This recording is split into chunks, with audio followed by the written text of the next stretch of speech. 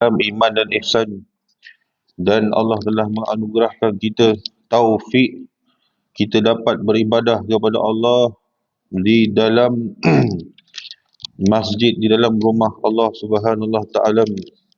Seperti biasa, setiap bulan minggu yang pertama setiap hari Rabu kita akan baca kitab fiqh ibadah di dalam kitab Safinatun An-Najah. Safinah iaitu kapal ataupun bahtera, najah iaitu kejayaan. Maka orang yang ikut bahtera Nabi Muhammad, dia akan mendapatkan najahun ataupun najahan, kejayaan di dunia dan akhirat.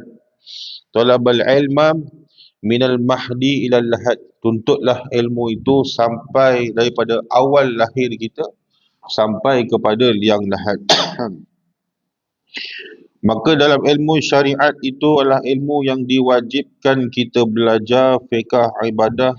Banyaklah bab fiqh, fiqh muanakahat, fiqh jinayat, fiqh muamalat dan fiqh ibadah. Namun fiqh ibadah ini adalah satu ilmu syariat yang sangat-sangat penting untuk menyempurnakan kehidupan jasad kita di dalam beribadah kepada Allah. Tasawuf menyempurnakan hati dan roh, dan tauhid menyempurnakan batin dalam diri. Tetapi syariat untuk menyempurnakan jasad, untuk beribadah kepada Allah Subhanahu Wa Taala, wajib manusia itu belajar agar manusia itu sampai kepada Allah dalam keadaan yang diredai oleh Allah Subhanahu Wa Taala. Allah sebut dalam Al-Quran, wa may yu'azzim sya'airallah fa innaha min taqwa qulub. Barang siapa yang mengagungkan syariat Allah, agama Allah, maka dia termasuk orang yang bertakwa kepada Allah. Itu tanda beza orang munafik dengan orang fasik dan orang takwa. Orang takwa dia akan mengagungkan agama Allah, duduk dalam majlis ilmu, banyak berzikir, dekat dengan ulama, dia mengagungkan kalimah-kalimah Allah. Tapi orang fasik, orang munafik, orang yang ghaflah, lalai, dia tidak akan kenal kepada hakikat agama Allah Subhanahu Allah Ta'ala. Kita sambung di dalam bab fardu wuduk. Rasanya semua dah tahu kot bab wuduk ni. Tapi kita ni ulang kaji lah. Saya pun dah 3-4 kali dah khatam dah kitab ni, dah baca dah. Cuma kita ulang kaji supaya kita punya jasad ini lengkap, lengkap dengan penuh kebaikan untuk beribadah kepada Allah Subhanahu Wa Taala. Ilmu-ilmu fiqh ibadah, ilmu-ilmu syariat ni, orang-orang hakikat batil dia tak suka belajar. Sebab dia tolak Nabi, dia kata syariat Nabi tak adalah. Dia percayakan Allah, dia yakinkan Allah, dia nak sampai kepada makrifat dan sebagainya, tapi syariat dia tak mau ikut.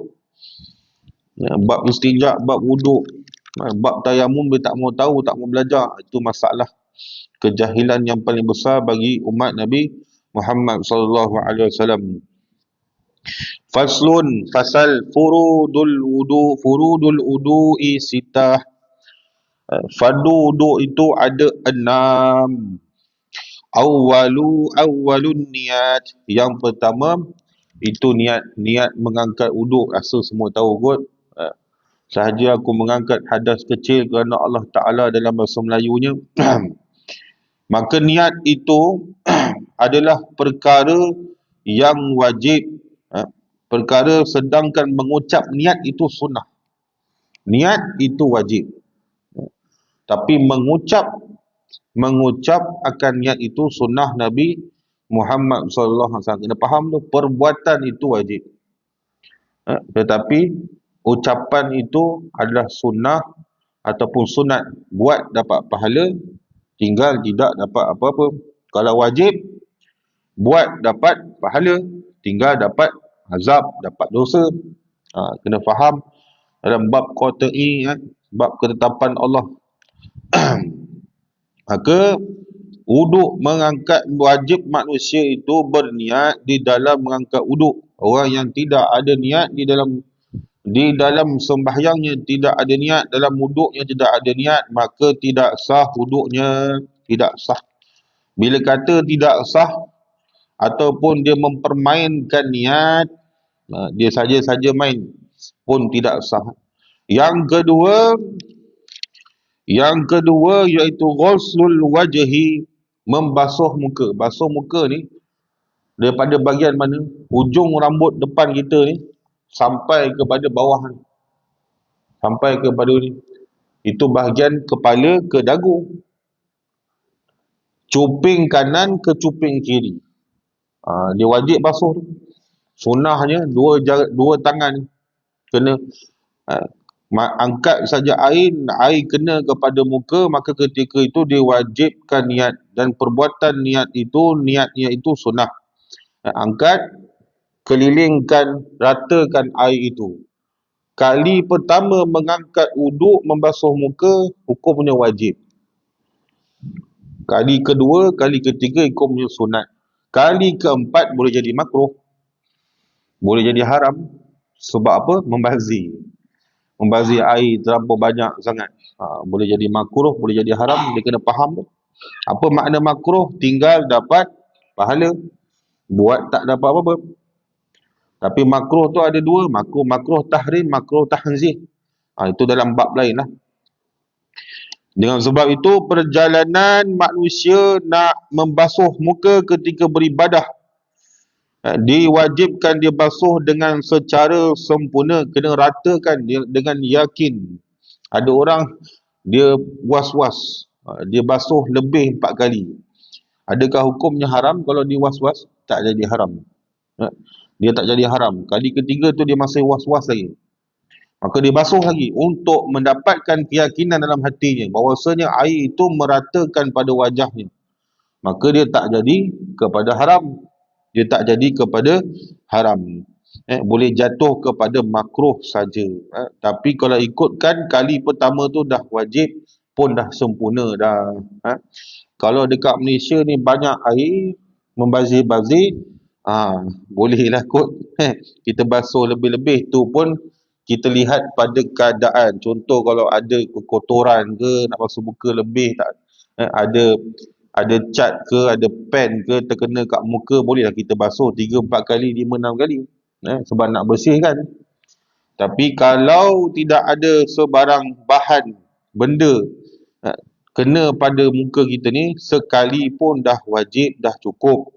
Nak ikut Nabi, buatlah 3 kali, ataupun 2 kali. Dalam riwayat ada 2 kali, dalam riwayat ada 3 kali. Tidak ada masalah. Al-thalisu ghuslul yadaini ma'al mirfaqain. Yang ketiga, membasuh kedua tangan sampailah ke siku. Sampai ke siku ni, celah-celah jari ni wajib ni. Basuh tangan sampai ke siku, dahulukan sebelah kanan 3 kali, sebelah kiri 3 kali, tu sunnah. Ataupun 2 kali pun sunnah. Wajibnya sekali saja. Kenakan ratakan jari-jari kita ni. Kena bersihkan. Orang kerja pomen, orang kerja ni, kerja angkat tayar, kerja buat bangunan, simen ni, semua dia kena clearkan. Sebab apa? Takut air tidak diratakan pada tempat-tempat yang diwajibkan. Sehinggalah kepada 2 jari. 2 jari ni. 2 jari ataupun lebih, disunatkan lebih sikit, tidak masalah. Tetapi makruh kalau basuh air wuduk ke tangan tu sampai ke badan. Dia masuk ke sini, naik ke sini, sampai ke dada bawah, jadi makruh. Naikkan sikit. Apa dalilnya? Apa hadisnya? Sayyidina Abu Hurairah, sahabat Nabi, kalau ketika beliau mengambil wuduk, dia akan melebihkan air wuduk itu pada anggota badannya, kerana air wuduk itu nur, cahaya. Dan Nabi Muhammad SAW mengenal umatnya dengan cahaya di hari akhirat. Hari wuduk itu, Nabi Muhammad mengenal umatnya dengan cahaya wuduk. Tu beza orang kafir. Orang kafir semua hidup tak pernah ambil wuduk. Dia mandi, air dah air mutlak dah. Air bersih, air mutlak. Air mutlak ada 7 kan. Air berselerak tapi tak pernah ambil wuduk. Kesian, tak ada cahaya ke akhirat.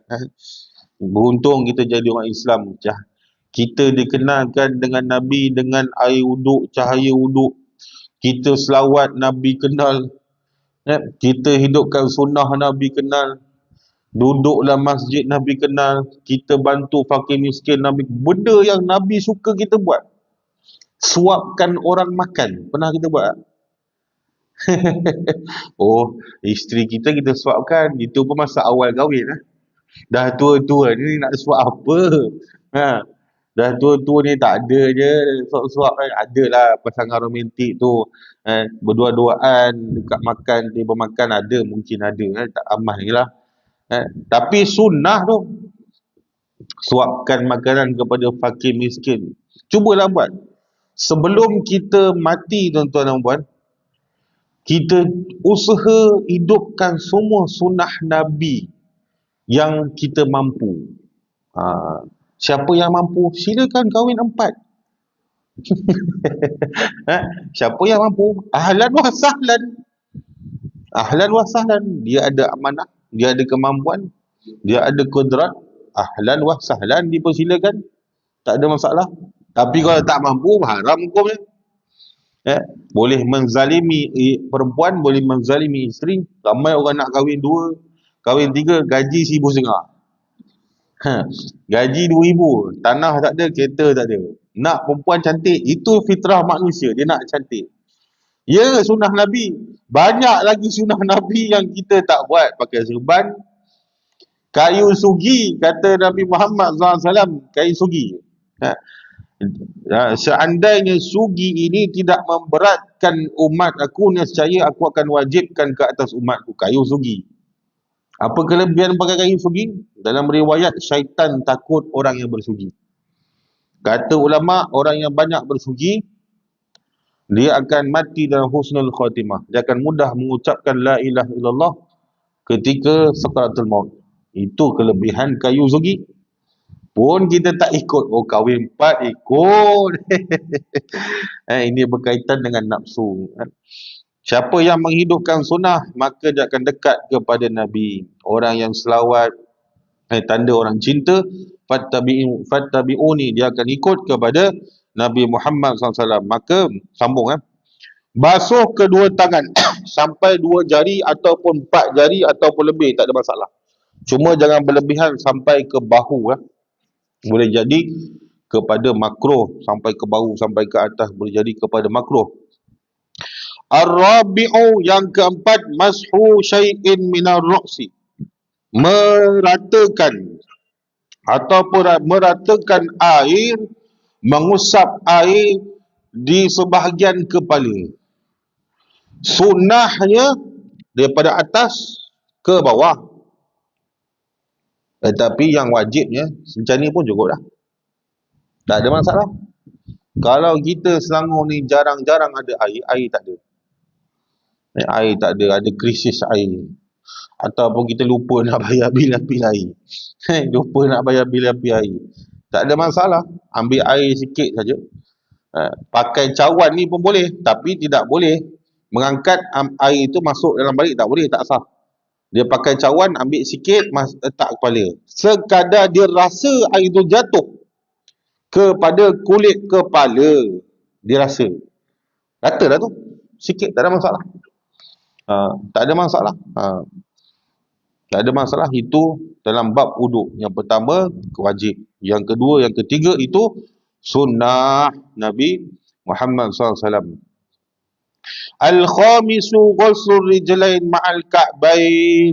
Yang kelima, iaitu membasuh kaki sampai kedua mata kaki, sampai buku lali. Basuh kaki hujung jari. Ambil jari hujung ni sunnah. Pandai kan? Semua faham kan? Ramai orang tak tahu ni. Basuh uduk, basuh kaki, pakai jari hujung ni. Dia tarik daripada hujung kaki kanan, hujung jari kelingking kecil sekali tu, dia tarik kedua, ketiga, keempat, kelima, keenam, naik ke atas. Itu sunnah Nabi. Sampai ke atas. Nak lebihkan sikit tak apa. Sampai kepada betis boleh. Hukumnya sunat. Sebab duit cahaya. Sayyidina Urarah buat. Tak ada masalah. Tapi jangan sampai kepada lutut ataupun batas kepada lutut. Boleh jadi kepada makruh sebab dia membazir. Membazir air, membazir. Dia kena ratakan, kena hilangkan segala kekotoran dekat kuku-kuku ni. Itu sebab Nabi larang orang lelaki, orang perempuan di kuku panjang. Kerana kuku panjang ini takut ada najis-najis yang kena pada kuku ni dia tak nampak. Bila dia semayang, dia buat semayang, dia tak sah. Dia tak sah, itu masalah. Begitu juga dengan orang yang kencing berdiri. Orang yang kencing berdiri, kata Nabi Muhammad SAW, kebanyakan umat aku diazab. Azab tu azab, kena azab oleh Allah. Kerana kencingnya tidak bersih. Maksudnya kencingnya tak lawas. Kencingnya tu tak sempurna, dia sucikan kencing tersebut. Dia tak sempurna. Sebab apa? Dia pergi mana-mana pakai seluar, dia kencing berdiri. Orang pakai seluar, dia kencing berdiri selalu. Jarang-jarang dia nak buka seluar, buka dia punya seluar dalam tu. Jarang-jarang dia nak buka. Dia nak duduk, jarang-jarang. Dia akan kencing berdiri. Bila dia kencing berdiri, merecikkan seluar dia buat semayang. Kalau tak merecik tak apa. Okey, dah basuh, bersih. Bila dia berjalan, ada terkeluar sikit, dia tak perasan. Bila kena seluar dia buat semayang. Semayangnya tak sah. Dia rasa dirinya sah semayang, tetapi dalam syariat dia tak sah semayang. Orang yang tidak kenal kepada syariat, dia kata apa? Kenapa nak kena ikut syariat? Sebab apa nak kena pakai serban? Sebab apa nak kena ambil wuduk? Apa kelebihan wuduk? Macam-macam dia tanya dia. Tanda orang itu tidak mengagungkan Allah dan agama, macam-macam dia tanyakan. Apa sebab nak kena ambil wuduk? Zaman sahabat, sami'na wa ata'na, dengar dan taat je. Kebanyakan sahabat akan dengar dan taat saja. Dia akan dengar dan taat. Dia tak tanya kepada Nabi, ya Rasulullah, kenapa macam ni nak kena buat, kenapa? Kita geng-geng liberal zaman sekarang banyak pula tanya saja. Kenapa kena semayang, kenapa kena tu, kenapa kena ni. Ini masalah. Orang yang tidak mengagungkan agama Allah dia bermasalah. Yang keenam, at-tertibu. Tertib ataupun tertib ni makna turutan. Dia mesti ikut turutan ketika mengambil wuduk. Dia tak boleh mula-mula basuh kaki dulu. Tak boleh, tak usah. Ataupun mula-mula dia basuh tangan dulu. Niat tak ada, basuh muka tak ada. Ataupun mula-mula dia basuh kepala dulu. Tak sah wuduknya. Tidak sah wuduknya. Bila tak sah wuduk, maka tidak terangkat solat. Ada macam kita lah, macam anak-anak kita bawa semayang jemaah. Anak-anak kecil kita bawa semayang jemaah, kita kena tengok dia sempurna, dia wuduk ke tidak. Sebab bila dia duduk dalam jemaah sah dengan kita tu, sebab ulama susun budak-budak di belakang orang lelaki dewasa, duduk di tengah. Supaya apa? Sebab anak-anak kecil ketika ambil wuduk, dia takuti wuduknya tak sempurna. Bila dia duduk dalam saf dewasa, dia ikut saf dewasa, wuduk tak sempurna, maka jemaah semua rugi daripada solat 27 pahala. Dia rugi, tak dapat. Syarat untuk mendapatkan 27 pahala yang ditetapkan oleh Allah dan Nabi itu, dia kena sempurna daripada imam sampai ke makmum. Dia kena sempurna. Saf kena dapat, bahu ke bahu kena sentuh. Dia kena ikut tu. Dia kena ikut, kena sempurna. Contoh seperti orang yang membaca kunut di dalam subuh.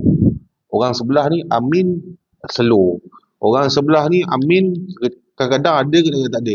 Orang sebelah ni amin dalam hati. Kalau sunnahnya apa? Kena suara.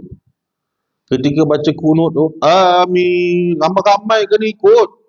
Amin, baru betul. Kena ikut. Sama. Yang sana slow, yang ini kuat, yang ini perlahan. Yang ini slow, dia tak sama tu. Walaupun baca kunut itu sunat, ha?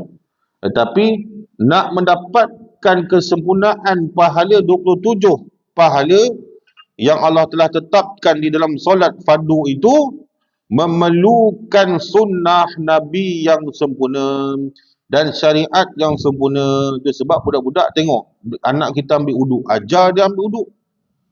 Bila dia nak duduk dalam saf yang ke depan ataupun saf orang dewasa, dia uduk tak sempurna. Dahlah uduk tak sempurna, ada pula hadas kecil, ada air kencing. Kalau kena air kencing budak-budak kan, dia duduk dalam saf kita, rugi kita. Tu sebab anak-anak ulama dah susun dah, letak dia bahagian belakang orang dewasa, bahagian belakang orang dewasa. Dia kena duduk kat situ baru betul. Kalau dia duduk saja kita tak tegur, masalah. Kita kena tengok anak-anak kita beruduk. Yang kedua, tajuk yang kedua, makna niat. Faslun an-niyatu qasdu syai'i muqtarinan bi fi'li. Makna daripada niat adalah bermaksud melakukan sesuatu disertai dengan perbuatan untuk melakukan sesuatu itu. Maksudnya niat itu bermaksud melakukan sesuatu disertai dengan perbuatan. Innamal a'malu binniyat. Ini kebanyakan hadis dalam kitab-kitab Sahih Bukhari, Sahih Muslim, Riyadhus Shalihin, Imam Nawawi, semua kitab-kitab mereka kebanyakannya bermulakan innamal a'malu binniyat. Bermula amal itu dengan niat.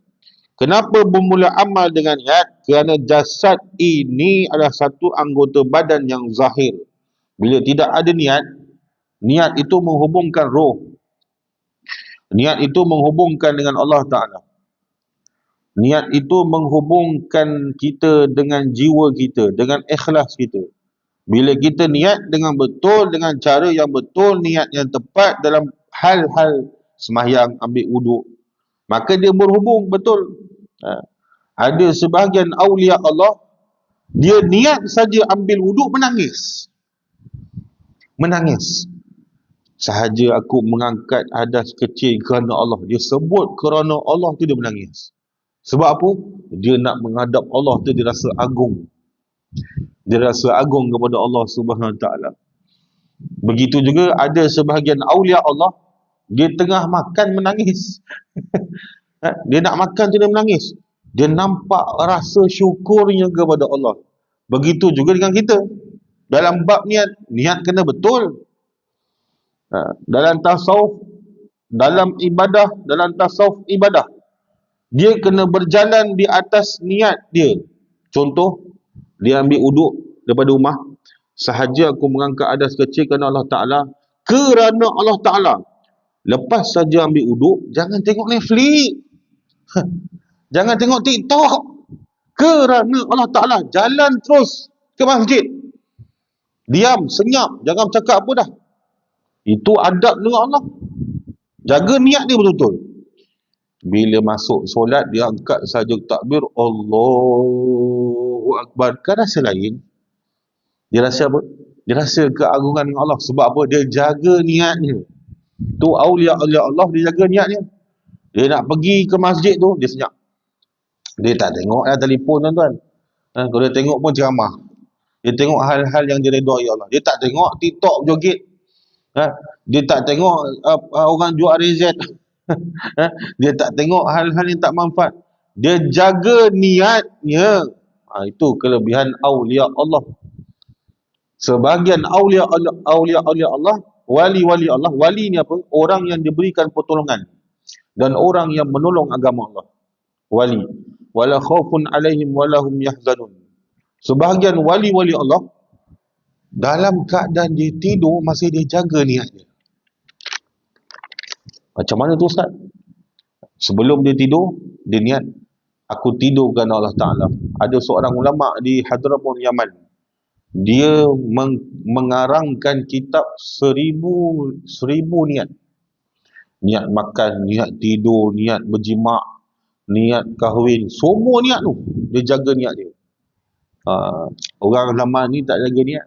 Bercampur aduk, tak jaga niat. Bila tak jaga niat, dia nak menuju kepada Allah apa? Ha? Bila dia tanya, adakah kau bekerja kerana Allah Ta'ala? Kalau kita tanya orang, adakah bekerja kerana Allah Ta'ala? Ya, bekerja kerana Allah Ta'ala. Dalam kerja mengumpat, bukan kerana Allah Ta'ala. Ha. Adakah kau berniaga kerana Allah Ta'ala? Ya, berniaga kerana Allah Ta'ala. Dalam berniaga tak semayang. Ada mai orang berniaga tak semayang. Perbuatan kerana Allah Ta'ala mesti kembali kepada syariat Nabi.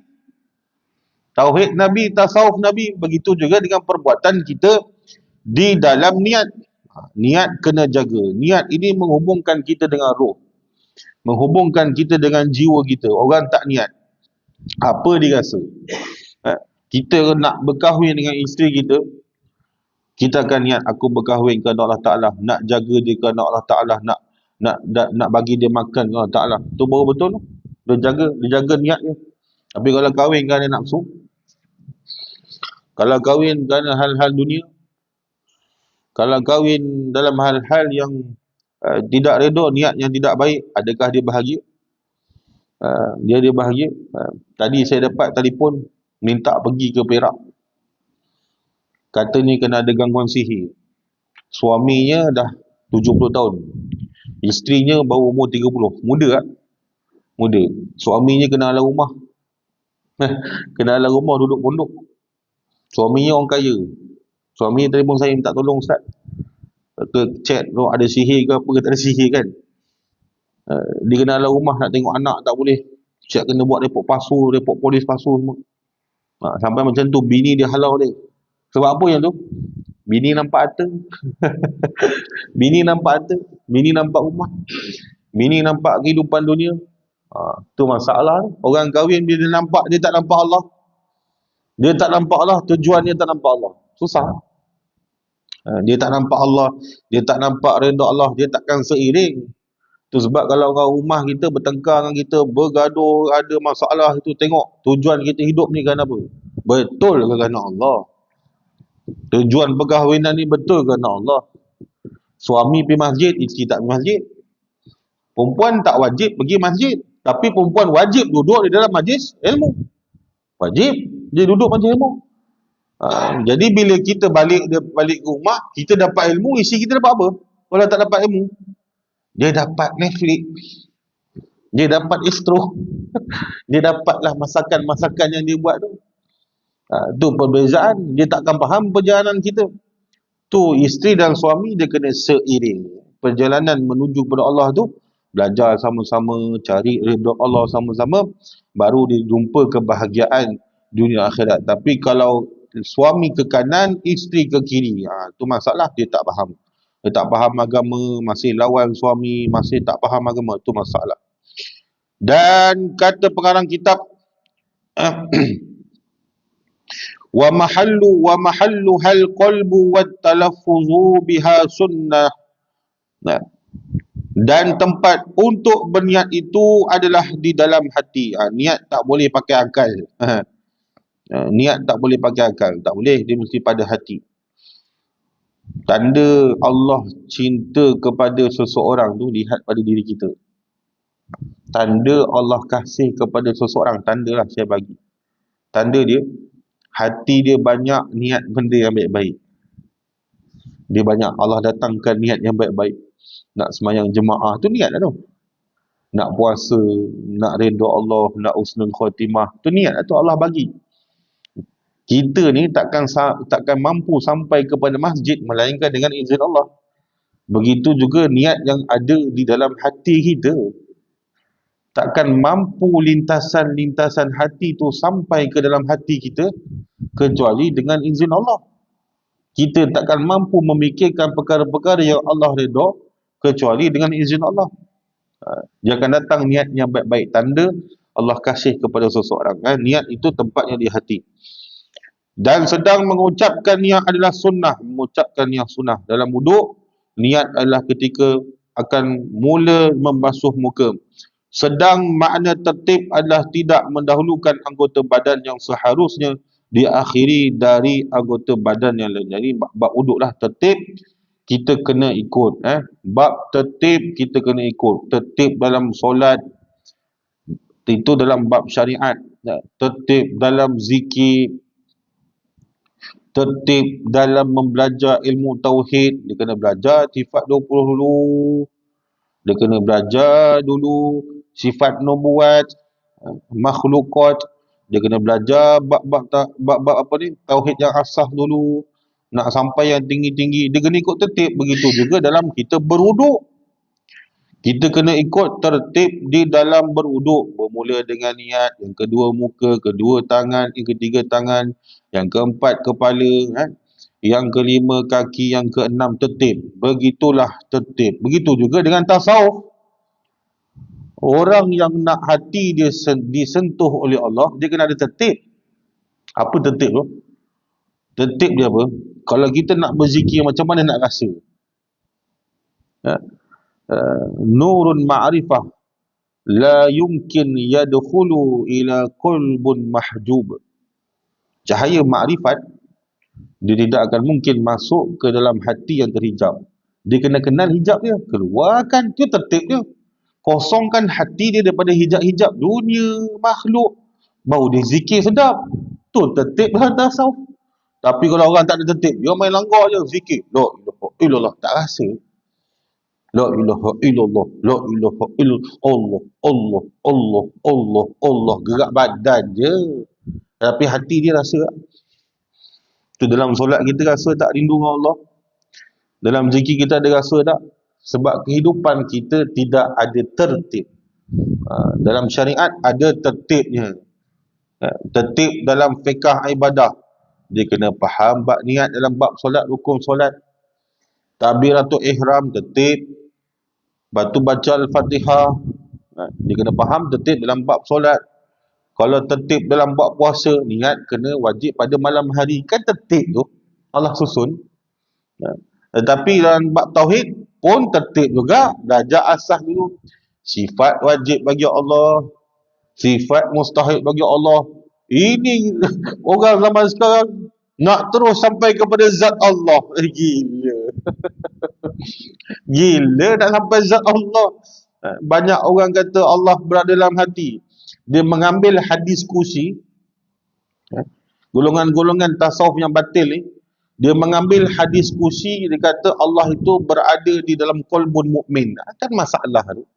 Hadis kursi tu dah betul dah. Ayat tu dah betul dah. Tapi bila dia faham Allah berada, dia tak belajar. Dia tak belajar tauhid dah. Sebab apa tak belajar tauhid? Dia tak ada tertib. Tak ada tertib dalam kehidupan. Begitu juga tertib kita di dalam amal. Kita nak bangun tahajud. Kita nak bangun tahajud di malam hari. Mandi dulu. Ambil wudu, ambil wudu, pakai jubah wangi-wangi, menghadap kiblat, mulakan dengan taubat, solat taubat sebaik-baiknya. Nabi buat tahajud dulu. Tapi kita buat solat taubat sebab apa? Taubat itu dia panggil inabah, kembali. Allah suka.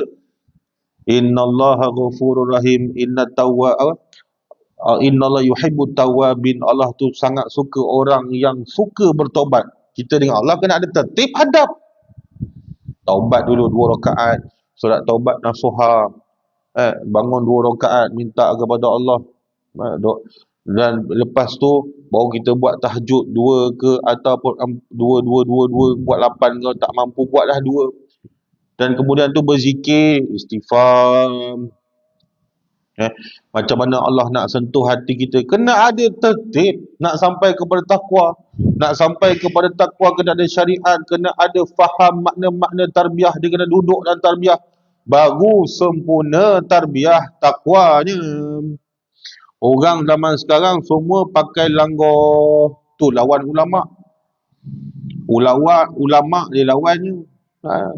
Tu sebab kebanyakan isu-isu ulama senyap. Dia tawakuf, berdiam diri. Dia tawakuf, berdiam diri sehingga timbulnya dalil. Dia diam dulu, dia tengok kan. Tapi orang zaman sekarang, artis bercerai kita sibuk. Rumah tangga orang kita sibuk. Orang buat dosa kita sibuk. Sebab apa? Tidak ada adab di dalam tertib. Tak ada masalah tu. Masalah. Orang tak faham agama. Lawan ulama, lawan selawan-lawannya selagi boleh. Selagi boleh. Bercanggah-canggah sampai akhir zaman. Tak habis. Simple ya tuan-tuan. Tu balilul ghobak. Kata Nabi, beruntunglah orang yang ganjil. Kita ni jadi orang yang ganjil. Apa makna ganjil? Asing. Apa makna asing? Orang yang menyibukkan dirinya dengan Allah, Nabi, agama, ibadah. Itu je. Hidup orang yang menyibukkan dirinya dengan sunnah Nabi, itu je. Jangan campur urusan ni. Kalau kita betul nak redha Allah lah, jadi orang yang ganjil. Kata Nabi, beruntunglah orang yang ganjil. Maka jadi orang yang ganjil. Tak rugi jadi orang yang dah azan dah. Berapa minit ni? Oh, tak rugi jadi orang yang ganjil. Maka jadilah orang yang ganjil. Maka bersungguh-sungguhlah. Nanti ni kita belajar sambung dalam bab hukum air pula bulan depan. Dalam kehidupan kita kena ada tertib. Ada soalan?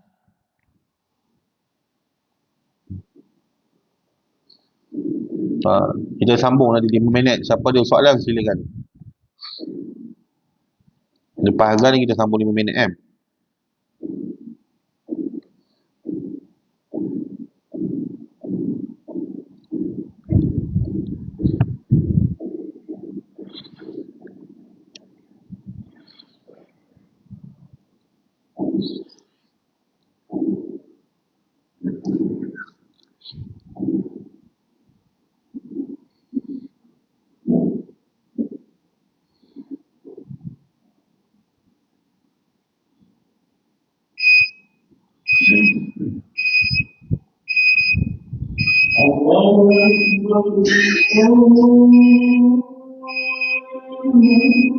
Wah.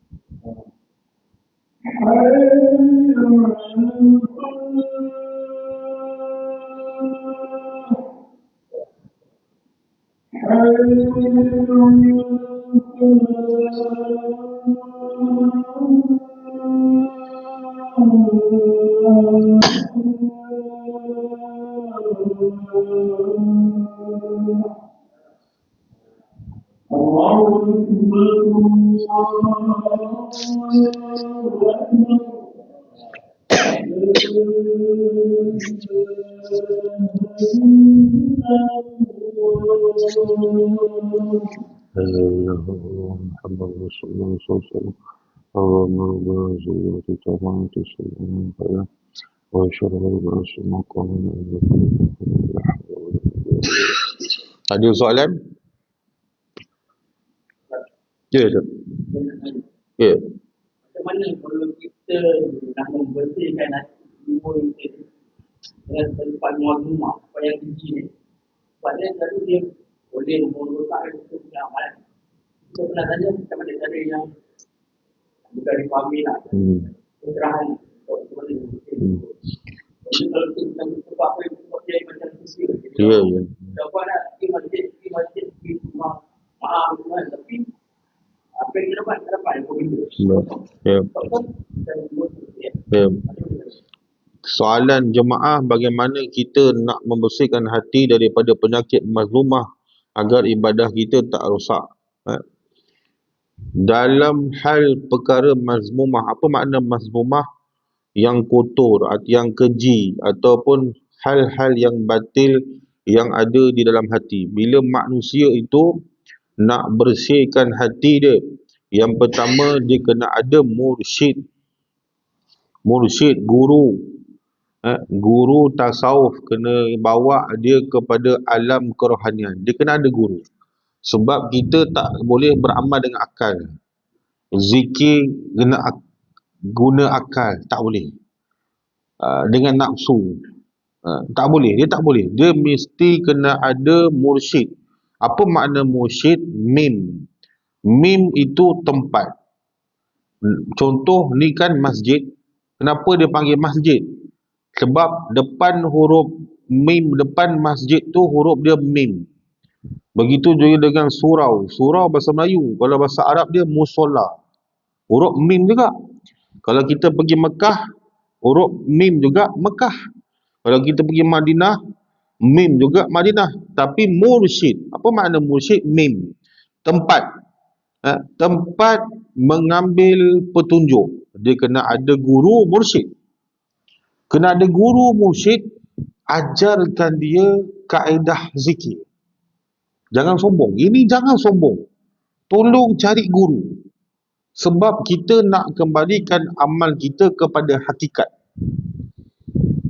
Kita nak sampai kepada hakikat iman, hakikat takwa, ubudiyah, alamat redha. Ini dalam tasawuf. Dia kena ada guru. Cari guru. Orang zaman sekarang, dia rasa duduk majlis ilmu dia dah dekat dengan Allah. Dia duduk masjid, dia tak ada guru. Gurunya hanya ustaz-ustaz yang datang. Tak, guru tasawuf ini dia mesti dekat satu. Dengar nasihat dia. Ambil ilmu daripada dia. Ambil tarbiyah. Kena ambil duduk tarbiyah dengan dia. Duduk dengan dia. Belajar dengan dia. Dekat dengan dia. Tanya dengan dia. Zikir apa kaedah. Ikut isyarat dia. Apa yang dia cakap dia ikut. Dia kena ada guru yang pertama. Yang kedua, orang yang nak keluarkan penyakit mazmumah dia, dia mesti kenal hati dia. Orang tak kenal hati, tak boleh nak keluar. Dia kena kenal penyakit hati dia. Itu sebab ulama kata man arafa nafsahu faqad arafa rabbih. Siapa yang kenal diri dia kenal Allah. Dia kena kenal diri dia. Kena kenal diri dia, masalah hati dia. Dia kena faham riak tu apa. Macam mana nak faham riak? Daripada guru tadi. Guru akan terangkan riak tu apa. Macam mana nak kena ujub? Guru akan terangkan ujub tu apa. Sombong tu apa. Hubung dunia tu apa. Guru yang akan terangkan. Bila manusia tu dapat kefahaman daripada guru, dan yang kedua, dia kenal diri dia. Ni rahsia dia. Dia kenal diri dia. Dan dia ada ilmu. Yang ketiga, dia ada ilmu. Dia ada ilmu tazkiyah. Dia faham nak bersihkan hati dia. Yang keempat, amal. Pertama, guru. Yang kedua, dia kena apa? Dia kena ada amal. Dia kena kenal diri dia. Kenal diri dia. Yang ketiga, ilmu. Yang keempat, amal. Maka hati dia akan bersih. 4 sifat. Guru, kenal diri, ilmu dan amal. Dia akan sampai kepada qad aflaha man zakkaha. Beruntunglah orang yang membersihkan hati. Tapi kalau 4 ni tak ada, salah satu je tak ada, dia tak akan sampai. Dia tak akan sampai. Bila kita tak ada guru, kita keluar daripada masjid, daripada surau selepas ibadah. Kita rasa kita dah solat kan. Itu dia panggil kita rasa. Kita rasa solat kita dah terima ke tidak. Itu sebab hakikat solat tu apa? Dia akan membawa manusia itu kepada takwa. Semakin dia takut kepada Allah, semakin cinta dia kepada Allah, semakin dia kenal kepada Allah, semakin dia kasih kepada Allah, semakin dia ikhlas, semakin khusyuk, semakin. Itulah tarbiyah sahabat. Tarbiyah Nabi kepada sahabat yang kita nak ikut. Kita nak ikut. Orang zaman sekarang, dia solat, tapi hati cinta kepada dunia. Dia tak ada guru tu. Dia tak kenal diri dia tu. Dia tak kenal diri dia. Dia tak ada guru. Dan dia amal sekadar beramal dengan pegang kepada fadilat. Fadilat puasa, fadilat sedekah, fadilat solat jemaah. Dia tak ada guru. Bila orang tak ada guru, orang tak kenal diri, orang tak ada ilmu, orang tak ada amal, dia tak faham 4 sifat ni. Dia tak faham. Dia takkan dapat membersihkan hati. Buatlah. Buatlah. Kita akan zikir banyak mana pun kita takkan rasa. Takkan rasa. Kalau kita rasa pun sekejap. Mungkin setahun sekali, sebulan sekali, 2 minggu sekali kita akan rasa pun itu. Ataupun 3 minggu sekali. Itu sebab saya cakap kuliah-kuliah saya, bila kita berzikir tak ada rasa, tak menangis kan, berzikir, solat tak menangis, tak ada rasa, Allah akan sentuh manusia tu. Allah akan sentuh hati manusia tu dengan ujian. Dia akan sentuh dengan ujian. Supaya manusia tu sedar siapa pencipta dia. Supaya manusia tu sedar, carilah Allah, kembalilah kepada Allah, kenallah Allah. Tu ramai orang dia beri ujian.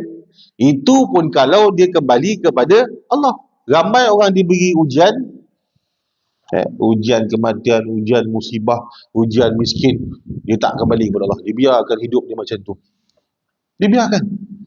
Ada orang diberi ujian kemiskinan, dengan dia tak ibadah, tak solat, dia tetap tak solat macam tu. Dia dah Allah uji dengan kemiskinan pun dia tak nampak. Allah uji dengan kematian keluarga, Allah tarik salah satu keluarganya. Allah dah uji macam tu pun dia masih tak beribadah pun dia tak nampak. Dia tak duduk majlis ilmu pun dia tak nampak. Jadi Allah uji seseorang tu. Itu sebab ujian itu membawa manusia kepada rahmat. Ada ujian yang membawa manusia itu semakin jauh daripada Allah. Kita kena faham tu. Dalam bab membersihkan hati tu beri tumpuan kepada 4 tadi. Guru. Bangun malam, siapa yang nak ada guru, minta guru. Guru ni biasa ada kat depan kita. Yang kedua, kita cari Allah bagi. Ada kat depan kita, bila dia bercakap kena pada hati kita, itulah guru kita. Dia mengubah kerohanian kita, dia mengubah ikhlas kita, takwa kita, ibadah kita. Itulah guru kita. Tak payah nak cakap apa dah, pergi belajar dengan dia, ikut dia, follow dia, tuntut dengan dia, faham dengan dia, tanya dia. Itulah guru kita. Ada golongan yang tidak dapat isyarat daripada mulut ulama, tetapi dia nak cari guru. Dengan apa? Dia banyak selawat. Dan dia berdoa bangun malam, bangun tahajud. Sampai Allah bagi mimpi, dia bermimpi dengan ulama sekian, baru dia pergi cari. Ada 2 golongan tadi, kena faham. Bila ada ulama yang membawa manusia itu tarbiyah akan kerohanian kepada seseorang, itulah guru dia. Itulah guru dia. Kalau ada orang membawa kita kepada ikhlas, kepada jalan tazkiyah, tu lihat. Guru itu sifat apa? Semakin kita dengar, semakin kita ikut, semakin kita belajar, semakin kita dekat dengan dia, semakin kita akan dapat satu perkara, al-himmah, semangat. Semangat nak ibadah, semangat nak buat baik, semangat nak solat, semangat. Dia akan ada benda tu. Dia akan ada. Seperti mana sahabat melihat wajah Nabi. Sahabat melihat wajah Nabi saja, akan lahir cahaya-cahaya makrifat.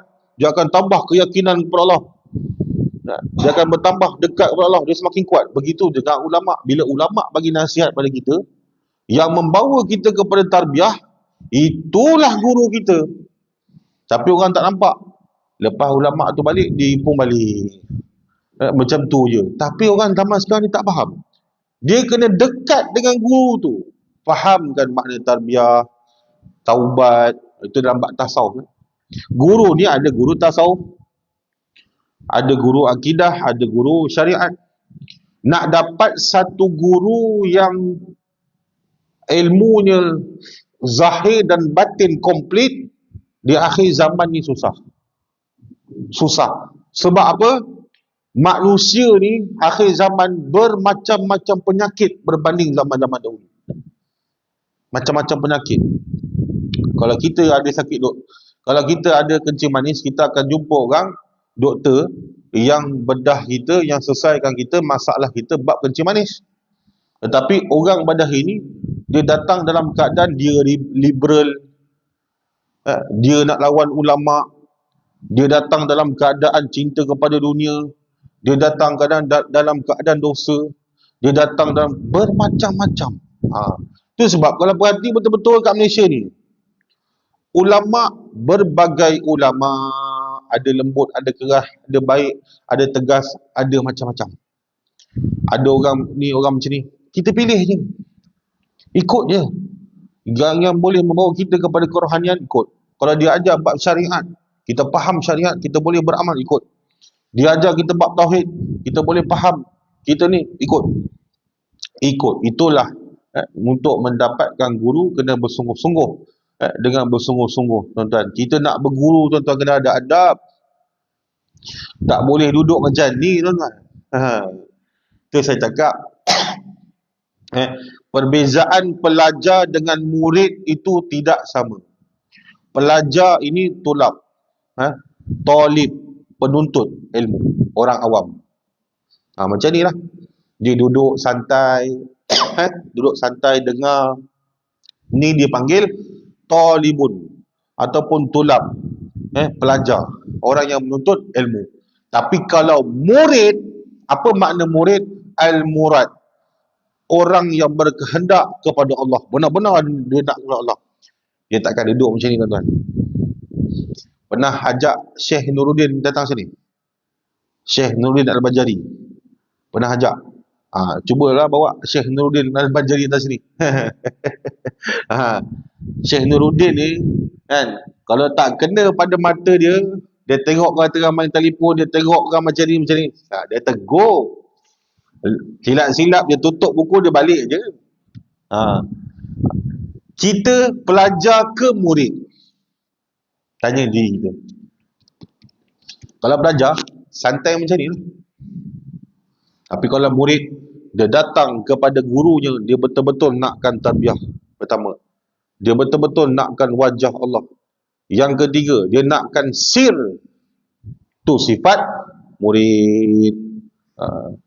Apa makna murid tadi? Al-murad, orang yang berkehendak, kehendak kepada Allah. Maka perjalanan kita ini tak sama. Lihat pada diri kita. Kita ni pelajar ke murid? Tanyalah diri kita. Kalau kita ni pelajar, tak apa, macam ni dapat pahala. Faham agama, hidup dalam keadaan syariat, tak apa.